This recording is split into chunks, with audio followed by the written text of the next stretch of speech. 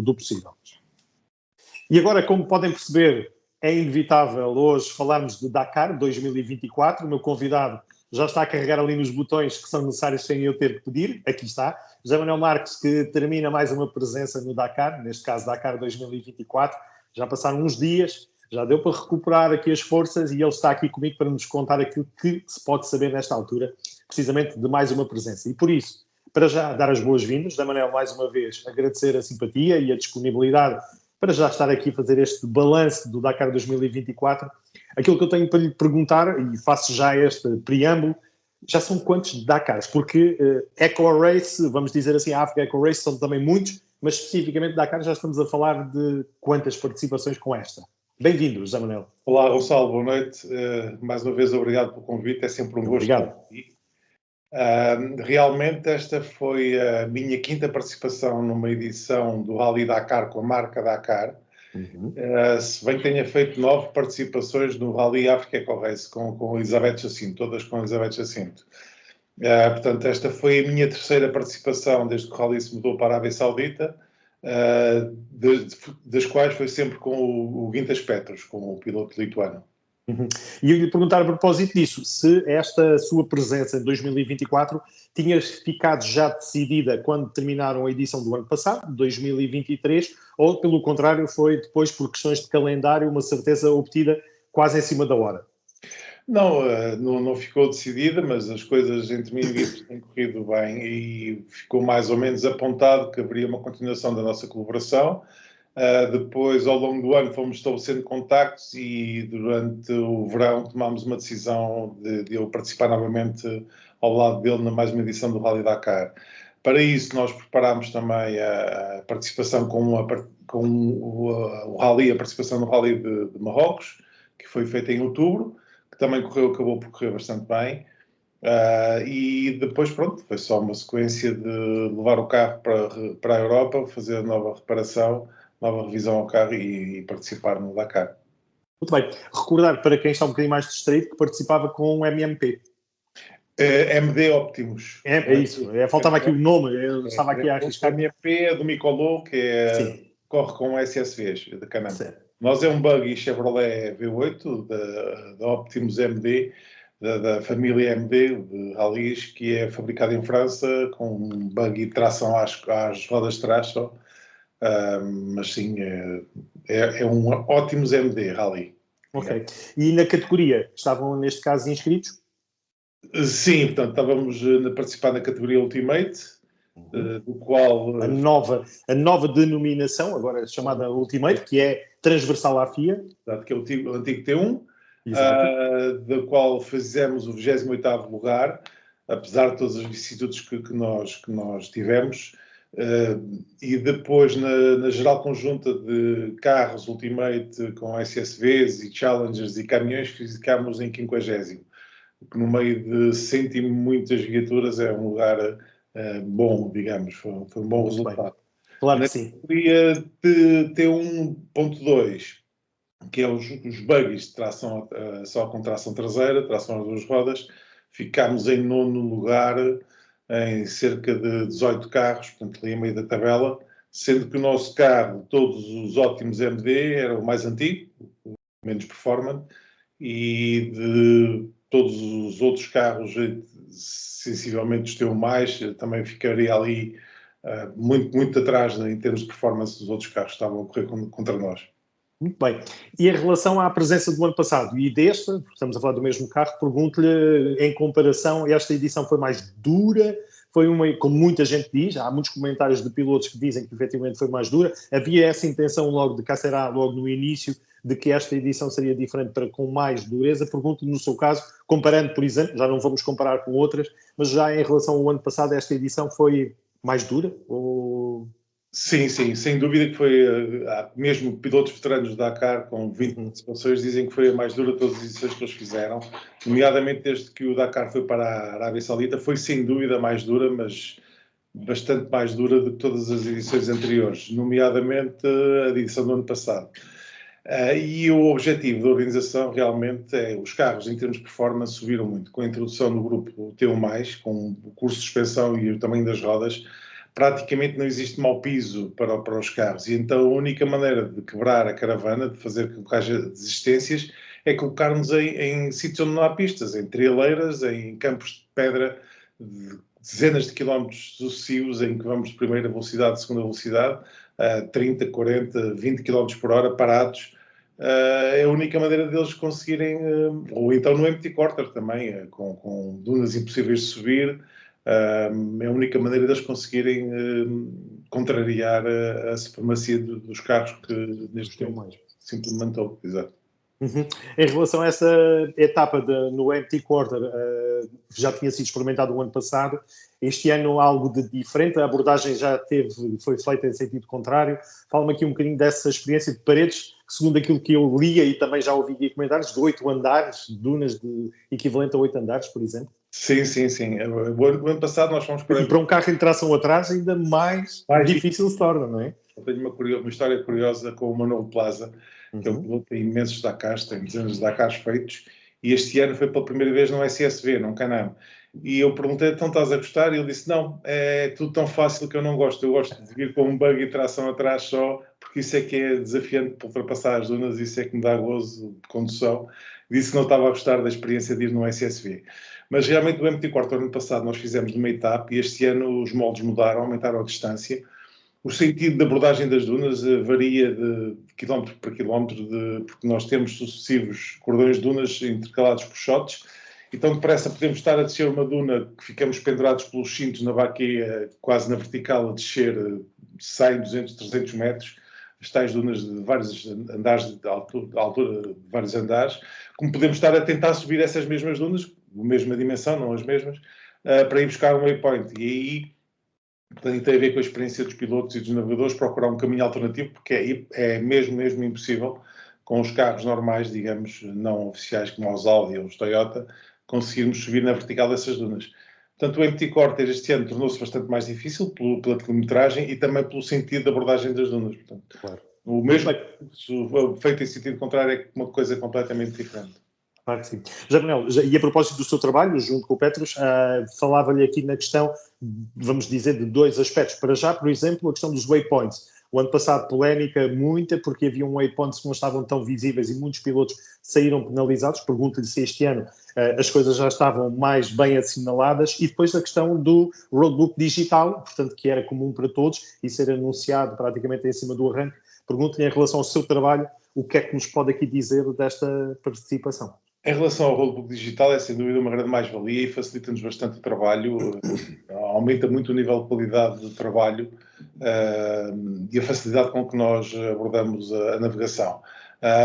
Tem uma condicionante que é a necessidade de levarmos 2 roadbooks digitais, um com os waypoints abertos, um com o roadbook normal e outro com os waypoints de validação mais o tracking. No meu caso, eu só levava um porque o carro não tem espaço para colocar os 2 GPS, portanto fiz a navegação toda da Dakar só com um, saltava entre menus, o que pronto, não, é um bocado mais limitativo, dificulta um bocadinho mais o trabalho do navegador, mas torna-se na mesma possível. Em relação aos waypoints, houve várias armadilhas de propósito instaladas pela organização, nomeadamente numa crista de uma duna, em que o waypoint de segurança tem que ser validado no raio de 30 metros. E, supostamente, o waypoint de segurança é para evitar uma situação de perigo.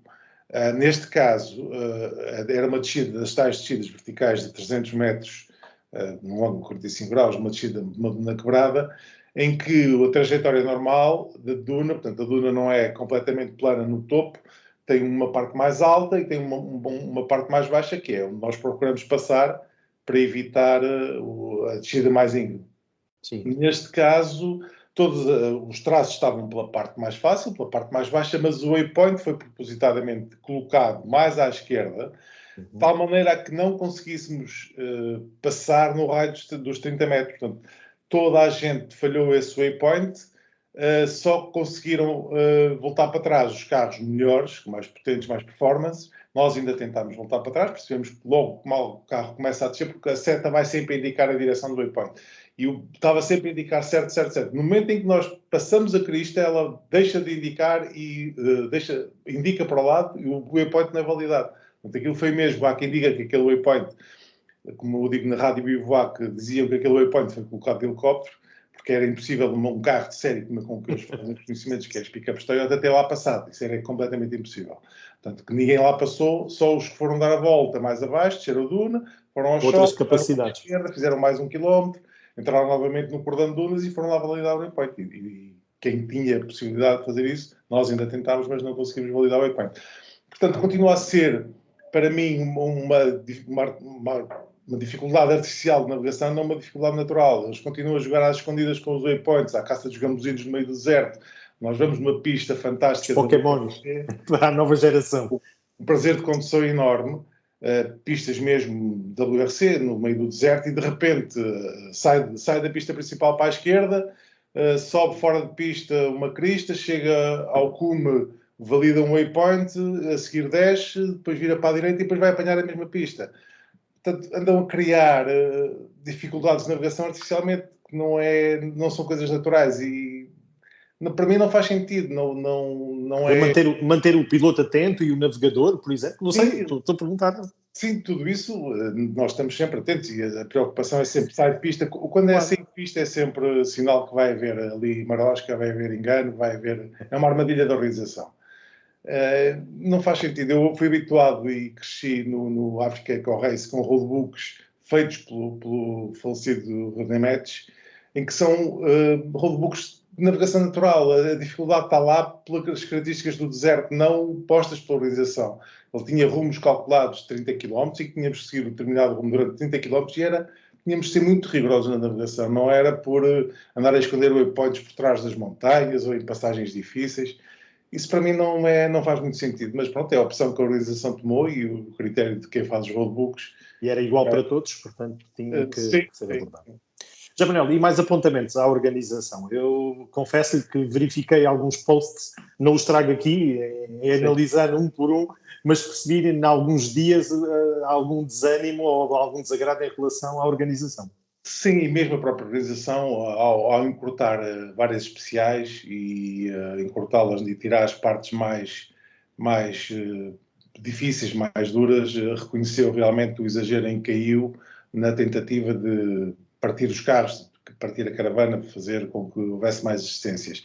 Porque, no fundo, a mística do Dakar é o rally mais duro do mundo. E eles, qualquer dia, põem-nos a subir o Everest porque tem que ser o mais duro, ou seja, no Ártico Frio. Portanto, para o disparate não faz muito sentido entrarmos nesse registro. E então, eles próprios viram-se obrigados a retirar partes da especial porque estava a ser demasiado duro. E se é duro para nós, que vamos num carro sentados, confortáveis, com uma suspensão fantástica, para os motares que eu os vejo a cair em cima das pedras e a partir as motas e a partirem-se a eles, não sei se faz muito sentido. Aquele equilíbrio é muito difícil de fazer, o equilíbrio entre uma dureza de percurso e o gozo e o prazer de condução e de navegação que naturalmente o rally, que é para isso que nós estamos. Nós não estamos lá para andar em cima de pedras durante 70 km a seguir uma pista que não existe, que foi marcada com um rumo calculado, que foi o caso que eles fizeram na Etapa Nova. Na Etapa Nova eles descobriram um pedaço do deserto que era só pedra, não tinha absolutamente pista nenhuma, traçaram-nos um rumo, que era 270, durante 40 ou 50 km, tinha waypoints no meio, e nós tínhamos que criar a nossa pista, no meio de areia e de pedra e de calhaus, e pronto, um disparate completo mesmo. E eu acho que aí eles conheceram o erro, depois na etapa seguinte já encurtaram, depois não voltaram a encurtar. Não sei. Vamos ver. Interessa é ouvirem os pilotos, porque são os intervenientes. Perguntava-lhe só, em última questão, para fecharmos aqui o dossiê Dakar 2024, em relação à questão, aqui no caso da eletrificação. O último ano, a Audi, supostamente, é o Carlos Sainz que vence de forma autoritária, vou chamar-lhe assim, porque pareceu ter sempre a sua corrida controlada e dos seus adversários. Pergunto-lhe, fazendo uma análise de quem lá esteve, quem pôde conviver com pilotos e navegadores também, o que é que lhe pareceu esta edição de 2024? Em termos desportivos foi bastante disputada. Eu tenho ideia que a Audi tinha que ganhar de uma maneira ou outra, tinha que ganhar o Dakar, pondo mais potência para pedir a potência aos outros. Era obrigatório a Audi ganhar a Dakar depois de tanto investimento. E pronto, e realmente é um caminho novo que eles decidiram tomar em termos de energias alternativas. Não sei se será o caminho correto, mas é um dos caminhos possíveis, que é desagradável conviver com o Audi quando está a carregar baterias, é verdade. Aquilo é o que eu digo, é uma má vizinhança de quando o carro... Em que aspecto? É o barulho? O que o motor de combustão faz quando está a carregar as baterias é insuportável. E quando os carros chegam no final da ligação, antes da partida, normalmente os Audis afastam-se sempre umas centenas largas de metros, porque se nós tivermos umas dezenas de metros do carro, quando ele está a carregar as baterias, nós por isso simplesmente não conseguimos falar com a pessoa que está ao nosso lado.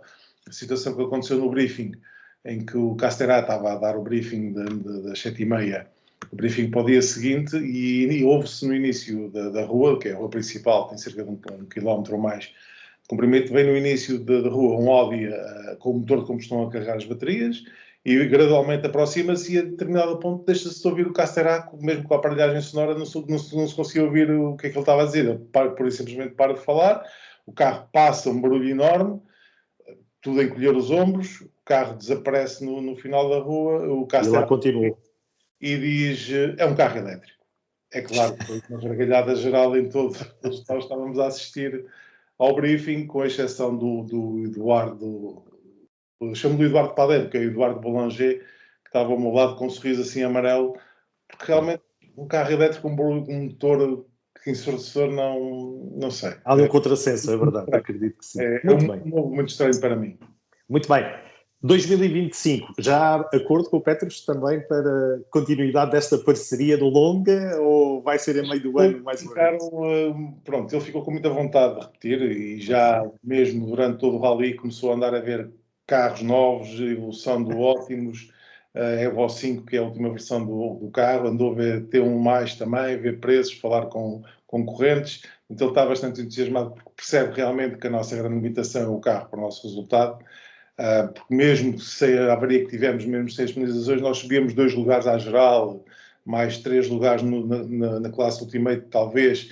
Portanto, a grande limitação que nós temos realmente é o carro e a performance do carro. E ele tem vontade de fazer mais e melhor, como é óbvio. As coisas ficaram assim neste ponto, vamos falando, e é o ponto atual da situação é que vamos falando. Muito bem. Antes de 2025, temos 2024 ainda pela frente, estamos em janeiro. A pergunta que eu tenho que lhe fazer, José Manuel, e antes de terminarmos este apontamento, da qual agradeço a disponibilidade, tem a ver com o Campeonato de Portugal todo o terreno. Recordar, o José Manuel fez a equipa com Alejandro Martins durante a temporada passada. Infelizmente, por razões que até já explicou aqui, não houve ocasião de estar a participar em todas as provas, como seria de certo a vossa vontade. Pergunto-lhe o que é que há nesta altura, uma vez que estamos um mês, vá que seja, do início do campeonato. Pergunto-lhe em relação à possibilidade de presença, porque o José Manuel tem já uma posição, claro, como deve imaginar, com todo o seu historial, com todo o valor que tem como navegador, seria uma perda também para o Campeonato de Portugal todo o terreno não termos o José Manuel a participar a tempo inteiro neste ano de 2024. Por isso pergunto-lhe já, vamos ter José Manuel Marques, no caso concreto, a navegar alguém em 2024 no Campeonato de Portugal todo o terreno? Eu quero acreditar que sim. Vai ser a minha paixão e, apesar do Dakar me dar um prazer enorme, continuo a ter muito, muito prazer e satisfação em participar no Campeonato Nacional todo terreno. Neste momento eu não tenho nada confirmado. Há cerca de 3 hipóteses possíveis em cima da mesa. Tenho que falar primeiro com as equipes e depois tomar uma decisão mais para a frente. Em relação ao projeto, um deles será o do Alejandro, uma possibilidade de fazer mais provas este ano com o Alejandro Martins em 2020? Ainda não está definido. Para já não tenho nada que possa ser dito, digamos, não há nenhuma notícia. Ok, mas está a fazer tudo para estar presente, pelo menos na prova de abertura, na ESC Online BGTT Monte Alentejano de Beja. E acredito que sim, que vou estar presente. Muito bem. Seria, de facto, um lamentar se assim não acontecesse. José Manuel, da minha parte, agradecer a simpatia, mais uma vez, a disponibilidade para nos vir contar estas histórias do Dakar. Percebemos que, efetivamente, foi uma edição também marcante. E, antes de me despedir de si, agradecendo mais uma vez e dar-lhe os parabéns, de facto, pelo resultado, fazia o desafio de, só por uma questão de 2, 3 segundos, só desviar um bocadinho, para termos o privilégio de ver atrás de si este magnífico póster, que melhor do que eu, o José Manuel pode-nos explicar, efetivamente, o que é que estamos a ver ali atrás. Realmente esta fotografia foi feita no Dakar 2021, a primeira participação que eu tive com o Guintas Petros no Optimus MD. Foi no meio de uma travessia de um ergo no meio dos primeiros dias, em que o carro dá um salto na duna, na crista da duna, e quando a terra, como está com a tração muito, muito acelerada, provoca este fantasma, digamos, como se chamava o fotógrafo, um fantasma que nos perseguia, um fantasma de areia que nos perseguia nas dunas da Arábia Saudita. Fantástica a fotografia. Já agora, só por curiosidade, quem é o fotógrafo? Porque eu sei que o José Manuel sabe de É o cor. Vasco Cabilha, é um fotógrafo espanhol de Barcelona, que continua a fazer um trabalho como fotógrafo oficial de Dakar, faz os reconhecimentos e realmente tem fotografias fantásticas. Muito bem. José Manuel, agora sim às nossas despedidas, agradecer este momento pessoal que partilhou com todos nós, mas é uma imagem fantástica, é uma boa maneira de terminarmos este apontamento e fico à espera, pronto, depois de lhe dar os parabéns, fico à espera de ter as notícias boas sobre a sua presença no Campeonato de Portugal Todo o Terreno 2024, que está aí à porta. Uma boa noite, um abraço, José Manuel, e parabéns.